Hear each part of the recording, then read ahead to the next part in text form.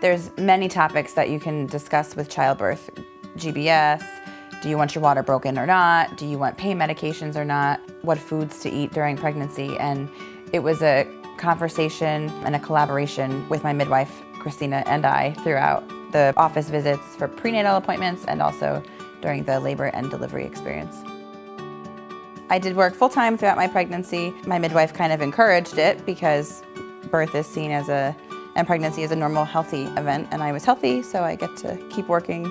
Typically, I feel that midwives have a natural approach to pregnancy and birth, and people think that, you can't be augmented, you can't have medications, you can't have any pain medications.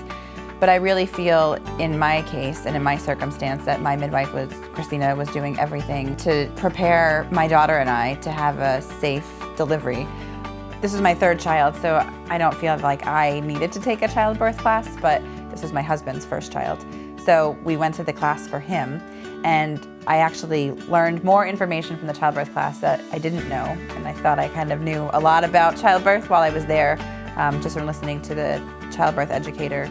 Christina and I just had such a good working relationship with one another and knew each other, and she knew, my body and I knew my body, that when I said something was happening, she knew to bring me in and to kind of check on things. So we got to the hospital, we went to registration, that was very quick, and we went upstairs to labor and delivery. I got on the scale, checked in with the nurse, and was right in my delivery room. The birthing suite was really nice. They have a nice, comfortable bed. The bathroom was nice and spacious, very clean. My husband stayed with me the entire time throughout my labor and delivery experience. He got to stay in the room at night with us and help take care for our daughter.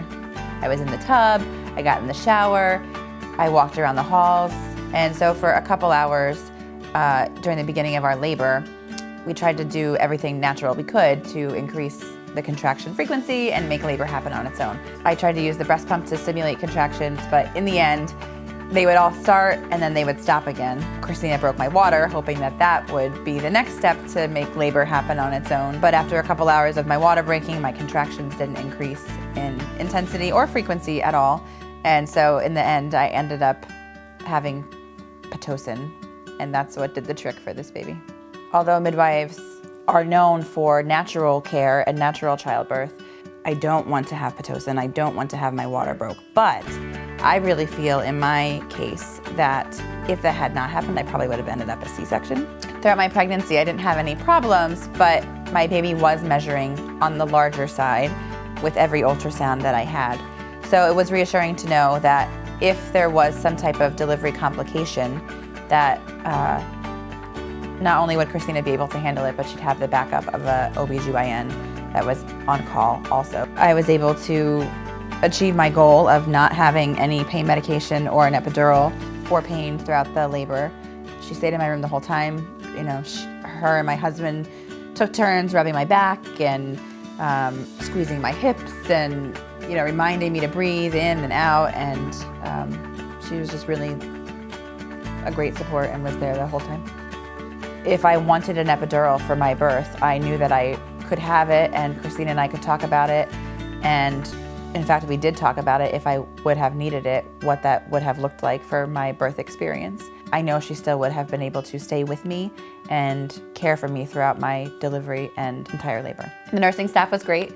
My daughter and I had the same nurse that was caring for both of us. I got my food on time, I got medications to help heal my bottom on time. They just really cared and were interested in the family dynamics. My older two daughters came in to visit us, and they were very receptive of my daughters. They gave them this cute little "I'm a big sister now" bracelet, and they just genuinely seemed interested and like they cared for our whole family while we were there.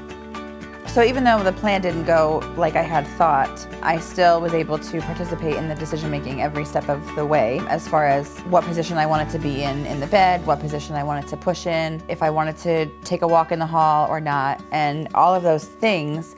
While my plan that I had necessarily wasn't able to be done, I felt empowered throughout the entire birth experience still, because I was part of the decision-making process and I had a voice and I was listened to.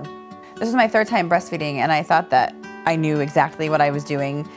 I had breastfed both other children before without an issue, but I was having some latch difficulties this time with my daughter, and pain that I wasn't used to experiencing before.